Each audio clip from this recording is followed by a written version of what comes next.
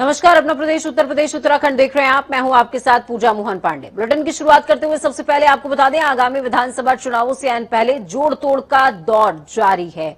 आपको ये भी बता दें कि प्रदेश अध्यक्ष स्वतंत्र देव सिंह और प्रभारी राधा मोहन सिंह की मौजूदगी में कई नेता बीजेपी में शामिल हुए हैं। इस दौरान स्वतंत्र देव सिंह ने कहा, हमारे नेताओं की ईमानदारी और साफ छवि को देश ही नहीं विदेश में भी अपनाया गया है। वहीं उन्होंने योगी सरकार की तारीफ करते हुए कहा, सरकार का विजन था कि गुंडा मुक्त समाज बनाना, जिसे योगी सरकार ने पूरा किया है।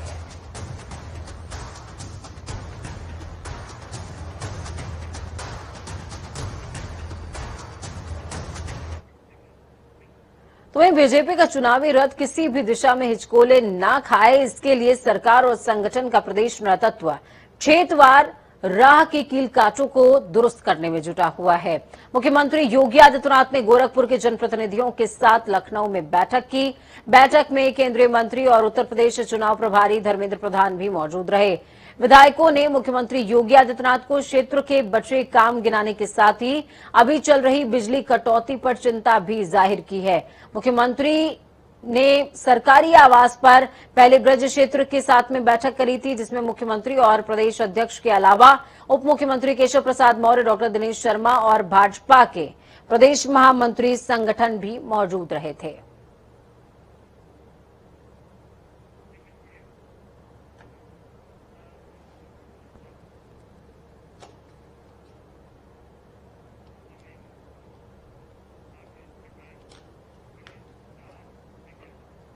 उत्तर प्रदेश में अगले साल होने वाले विधानसभा चुनावों की तैयारियां तेज हो गई हैं। आज समाजवादी पार्टी अपने चुनाव अभियान के तहत बिगुल फूंकने जा रही है।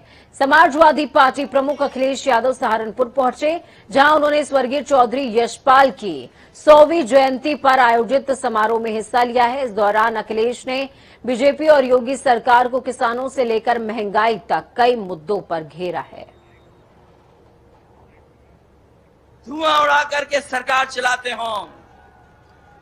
बताओ प्रदेश में क्या किया आपने नाम बदलने के अलावा?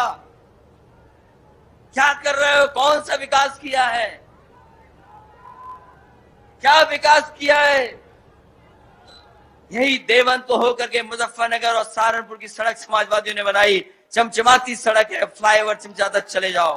ये बताओ बिजली का कारखाने का कभी नाम लोगे कि नहीं लोगे? और हम आज भी कहते हैं, यहां पर पत्रकार साथियों कह करके जा रहा हूं, जब मुख्यमंत्री जी आए तो उनसे कहना कि प्लांट का नाम बता दो, 3x660 super critical thermal plant. अगर एक बार कह दें तो पता नहीं क्यों नहीं कहते हैं 3x660 super critical thermal plant. हमें नहीं पता क्यों नहीं कहते हैं। जब कह नहीं पाते तो बिजली कैसे बनाएंगे? जो कहेंगे वही तो करेंगे, इसलिए इनसे सावधान रहना। इन लोगों से हम लोग बीजेपी को रोकना चाहते थे, सपा बसपा का अलायंस किया।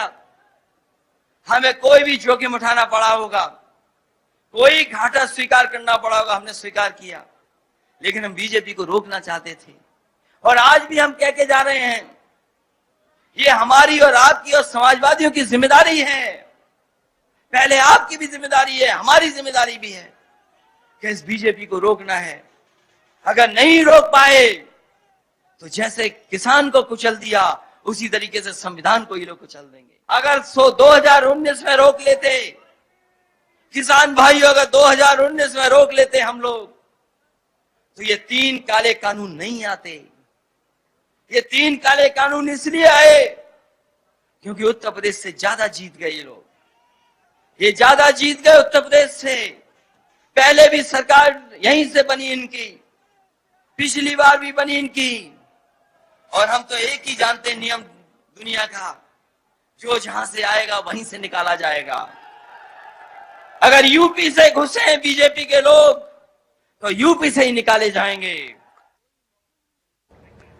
कांग्रेस महासचिव प्रियंका गांधी वाड्रा प्रधानमंत्री नरेंद्र मोदी के संसदीय क्षेत्र वाराणसी दौरे पर हैं इस समय। वहीं प्रियंका गांधी किसान न्याय रैली को संबोधित करने से पहले काशी विश्वनाथ मंदिर पहुंची। मां कुष्मांडा के दरबार में शीश नवाया है। प्रियंका गांधी रोहनिया स्थित जगतपुर इंटर कॉलेज के मैदान में किसान न्याय रैली को संबोधित करती नजर आई। इस दौरान उन्होंने वाराणसी से सांसद प्रधानमंत्री नरेंद्र मोदी को निशाने पर लिया है।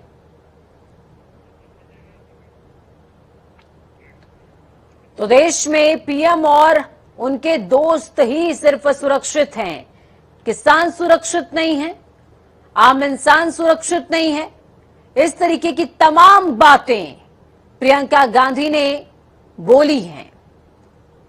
आपको बता दें कि रैली के दौरान चुनाव प्रभारी कांग्रेस के और साथ में छत्तीसगढ़ के मुख्यमंत्री भूपेश बघेल भी नजर आ रहे थे।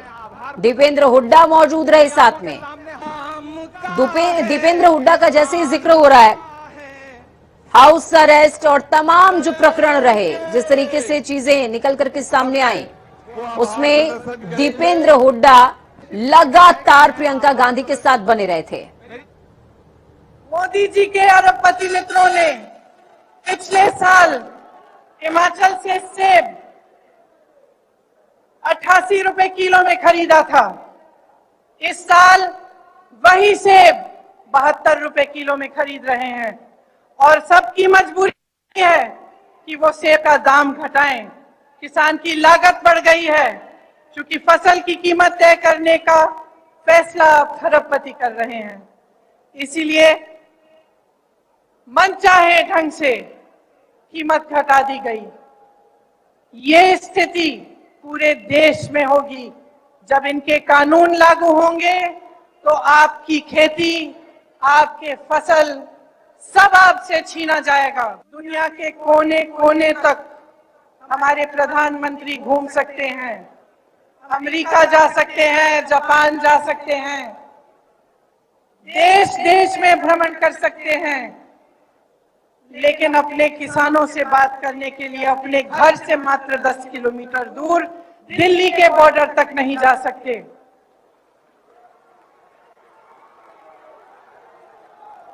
अपने आप को गंगा पुत्र कहने वाले हमारे प्रधानमंत्री ने गंगा मैया के आशीर्वाद से खेतों में फसल लहलहाने वाले करोड़ों गंगा पुत्रों का अपमान किया है। उनकी पूरी आमदनी, उनकी खेती, उनके फसल अपने खरबपति मित्रों को देने की साजिश की है। हमने तो सुना था और हम ये मानते हैं, जो साधु संत हैं वो किसी से नहीं डरते, लेकिन ये योगी है ना, बड़ा डरपोक निकला।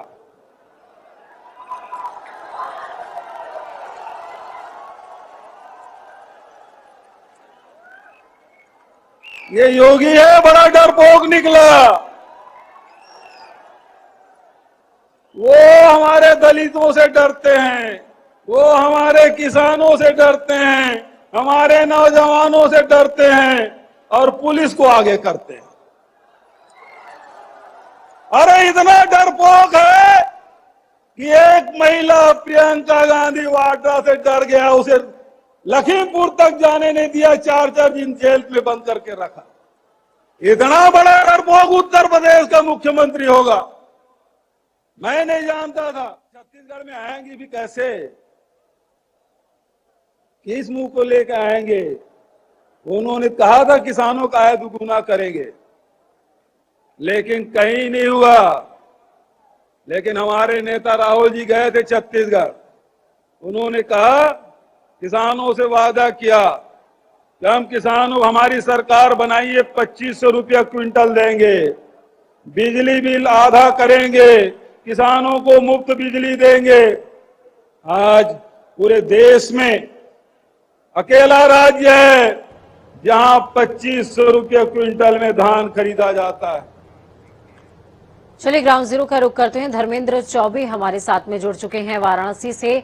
धर्मेंद्र, सियासी जमावड़ा लगा और ऐसे में हुजूम भी जो है उमड़ा है प्रियंका गांधी की रैली में इस दौरान। लेकिन सबसे बड़ी बात यह है धर्मेंद्र की प्रियंका हो या फिर राहुल, रैली में भीड़ तो उमड़ती है, वोट में कन्वर्ट नहीं होती है। इस बार की हवा क्या कहती है? लगभग 1.5 लाख पब्लिक आई थी, लेकिन पब्लिक बनारस की पूरी पब्लिक नहीं मानी जाएगी, क्योंकि पूर्वांचल के 36 जिले थे, उसके अलावा स्टेट के अन्य डिस्ट्रिक्ट से भी पब्लिक आई थी, क्योंकि हम लोगों ने बात भी किया वहाँ की पब्लिक से। तो जो कांग्रेस का ग्राउंड है, कांग्रेस का जो धरातल है, कांग्रेस लगातार तलाशने की कोशिश उत्तर प्रदेश में कर रही है और पूर्वांचल में भी लगातार प्रयास कर रही है। 2012 की बात की जाए, चाहे 2017 की बात की जाए, चाहे 2018 एक भरावर घटना हुई थी, प्रियंका गांधी से इंदिरा गांधी 1980 में उसी तर्ज पे बैठी थी और उसी तर्ज पे प्रियंका गांधी भी बैठी, जो कि किसान हो, चाहे गरीब हो, चाहे दलित हो, उनके मुद्दों को लेकर उत्तर प्रदेश सरकार को जगह की कोशिश करती रही। लेकिन कहीं न कहीं कांग्रेस के हाथ खाली कांग्रेस का हाथ गया है। उत्तर प्रदेश की जो धरातल की बात, यहाँ जातिगत जो समीकरण, पूजा मैं बताना चाहूंगा, जातिगत समीकरण की राजनीति है उत्तर प्रदेश से। ठीक है धर्मेंद्र, मैं आपसे ये समझना चाहूंगी कि इस पूरी रैली का नाम कुछ और था और बहुत हाल ही में उसका नाम, जब लखीमपुर की घटना होती है उसके बाद रैली का नाम चेंज हो जाता है, किसान न्याय रैली कर दिया जाता है। क्या इसका ग्राउंड पर किसी तरीके का कोई इम्पैक्ट पड़ रहा है क्या? क्योंकि काशी से ये जानना जरूरी है, काशी से पूर्वांचल लीड होता है। बिल्कुल पूजा, मैं बताना चाहूंगा, क्योंकि प्रतिज्ञा रैली थी और उसको किसान न्याय रैली कर दिया गया। लखीमपुर के मुद्दे को लेकर किसानों को, दलितों को, शोषितों को कांग्रेस लगातार साधने का प्रयास कर रही थी। जनसभा से प्रियंका गांधी ने, छत्तीसगढ़ के मुख्यमंत्री ने भी साधने का प्रयास किया है और लखीमपुर के मुद्दे केंद्रीय गृह राज्य मंत्री का नाम बार बार लेते रही है। क्योंकि बीजेपी पे जो निशाना साध के वोटों की राजनीति कांग्रेस कर रही है, सफलता कहीं न कहीं हाथ लगने की जो कवायद होती है कांग्रेस की, वो देखने को नहीं मिल रही है पूजा। बिल्कुल ठीक है, बहुत शुक्रिया धर्मेंद्र हमारे साथ जुड़ने के लिए, अहम जानकारी ग्राउंड जीरो से साझा करने के लिए। तो आपने देखा, समझा और जाना कि काशी का मिजाज क्या कहता है कांग्रेस को लेकर के। अभी कुछ हद तक सफलता मिलती नजर जरूर आ रही है, लेकिन निरंतरता जरूरी है। शिव भी निरंतरता के जो है अधीन आते हैं, ऐसे देवता हैं। खबरों में आगे बढ़ते हैं। लखीमपुर खीरी में उपद्रव के बाद हिंसा में 4 किसानों सहित 9 लोगों की मृत्यु के मामले में उत्तर प्रदेश सरकार को घेरने वाली बहुजन समाज पार्टी की राष्ट्रीय अध्यक्ष मायावती ने कांग्रेस की अतिरिक्त सक्रियता पर सवाल उठा दिया है। मायावती ने राजस्थान में एक दलित की पीट कर हत्या के मामले में राजस्थान सरकार के साथ ही कांग्रेस को भी घेरा। मायावती ने सिलसिलेवार 3 ट्वीट करके कहा, राजस्थान के हनुमानगढ़ में दलित की पीट कर हत्या कर दी गई। यह हत्या अति दुखद और निंदनीय थी, लेकिन कांग्रेस हाईकमान चुप क्यों रहा? क्या छत्तीसगढ़ और पंजाब के सीएम वहां जाकर पीड़ित परिवार को 50-50 लाख रुपए की मदद देंगे? बीएसपी जवाब जानना चाहती है, वरना दलितों के नाम पर घड़ियाली आंसू बहाना बंद कर दें।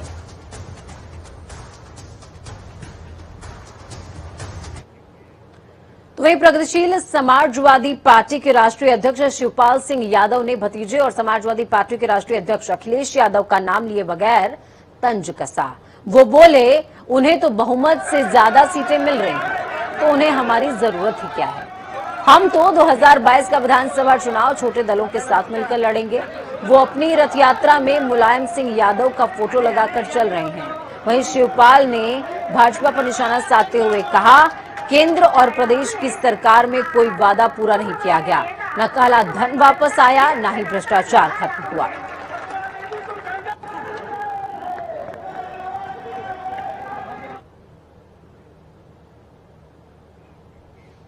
गाजीपुर के नंदगंज मार्केट में पहुंचे उन्नाव के सांसद साक्षी महाराज ने कांग्रेस महासचिव प्रियंका गांधी पर तंज कसते हुए कहा, ये लोग 65 सालों से देश किसानों और गरीबों का शोषण करते आ रहे हैं। वहीं उन्होंने कहा, ये नारा लगाते रहे गरीबी हटाओ, लेकिन ये लोग गरीबों को मिटाते जा रहे हैं। लखीमपुर खीरी कांड पर अखिलेश यादव और प्रियंका गांधी के आशीष मिश्रा के पिता कैबिनेट मंत्री अजय मिश्रा की बर्खास्तगी की मांग के सवाल को लेकर कहा, ये लोग करोड़ रोदन कर रहे हैं।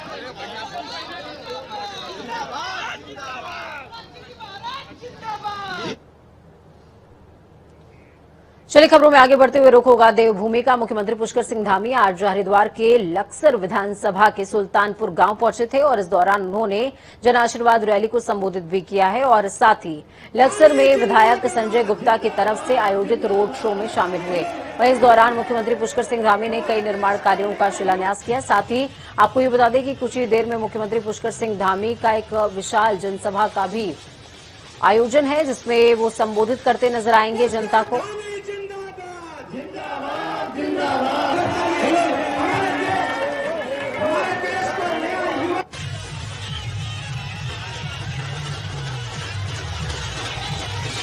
तो ये जो रोड शो है ये भी आप देख पा रहे हैं, रैली का आयोजन हुआ था। संजय गुप्ता ने ये रोड शो आयोजित किया था। मुख्यमंत्री पुष्कर सिंह धामी के कार्यकाल को 3 महीने से ज्यादा का समय हो गया है और धीरे धीरे करके जनता के बीच में जो पैठ है वो बनती जा रही है। ग्राउंड जीरो का रुख करते हैं, हमारे साथ में विकास खरे जुड़ चुके हैं। विकास, क्या कुछ अपडेट है? पुष्कर सिंह धामी आज इस क्षेत्र में है और ऐसे में किस तरीके की घोषणाएं होने की उम्मीद है या फिर संबोधन से लोग कितने प्रभावित नजर आ रहे हैं?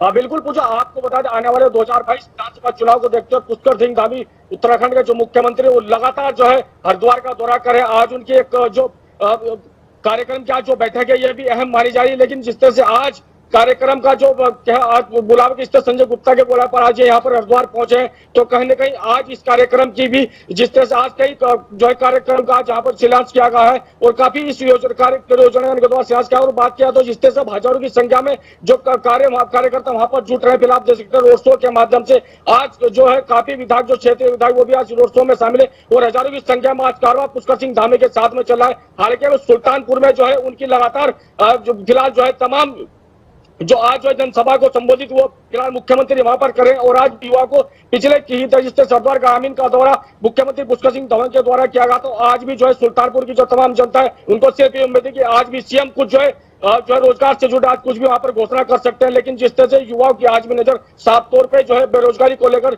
वहां पर टिकी कि किस तरह से जो है बेरोजगारी का लगातार जो है फैलती जा रही है, तो इसमें जो है आज भी पुष्कर सिंह धामी लगातार जो कुछ न कुछ आज घोषणा वहां पर करेंगे, तो कहने के आज जो युवा है उनकी भी आज इस पर जो है नजर टिकी हुई कि किस तरह का आज वो यहाँ पर संबोधित जिस तरह से आज वहां पर जनसभा को संबोधित कर आज वो किस तरह की घोषणा वहां पर करेंगे।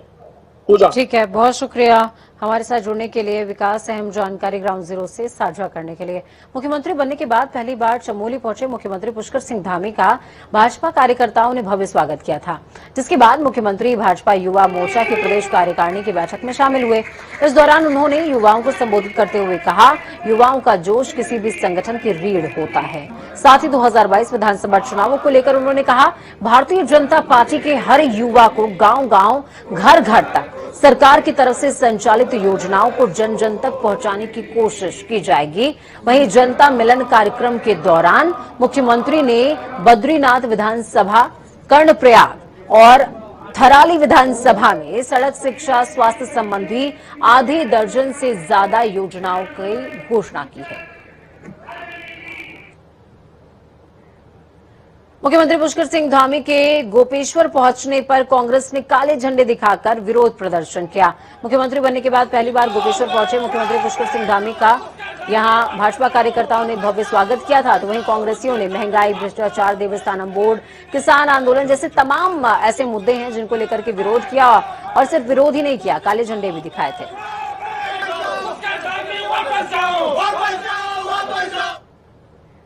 मुख्यमंत्री पुष्कर सिंह धामी ने गुरखाली सुधार सभा गढ़ी कैंट में आयोजित गुरखाली समाज के कार्यक्रम में हिस्सा लिया, जहां मुख्यमंत्री धामी ने कई क्षेत्रों में बेहतर प्रदर्शन कर अपनी पहचान बनाने वाले गोरखा समाज के लोगों को सम्मानित किया है। साथ ही कार्यक्रम से पहले मुख्यमंत्री पुष्कर सिंह धामी ने प्रदर्शनी का भी अवलोकन किया, उद्घाटन किया।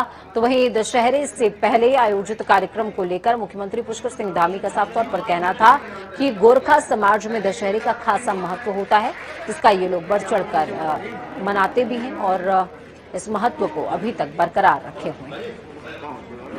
देखिए, ये समाज हमारा, इन्होंने भारत की एकता के लिए, अखंडता के लिए विभिन्न सेक्टरों में रहकर अलग अलग तरीके से बहुत ही काम किया है और बड़ा अच्छा काम किया है, उन सभी को आज हम लोगों के हाथों सम्मानित किया। और दशहरे का पर्व जो कि बड़े धूमधाम से मनाया जाता है समाज के द्वारा, मैंने उसकी भी शुभकामनाएं दी हैं। और विभिन्न क्षेत्रों में जिन लोगों ने अच्छे काम किए हैं, किसी ने खेल के क्षेत्र में, पत्रकारिता के क्षेत्र में, और कुछ हमारी वीर नारियां हैं, कुछ सैनिक हैं, उन सभी को सम्मानित किया है। निश्चित रूप से उनको सम्मानित करके हम सब।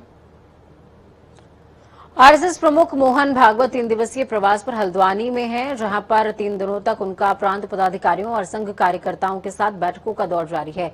इस दौरान शनिवार को 2 सत्र की बैठक खत्म हो चुकी है और आज की बैठक सुबह 9 बजे से जारी है। आपको बता दें कि मोहन भागवत प्रांत पदाधिकारियों के साथ 7 महत्वपूर्ण बिंदुओं पर विस्तार से चर्चा कर रहे हैं, जिसमें धर्म जागरण, ग्राम विकास, सामाजिक समरसता समेत अनेक मुद्दे हैं।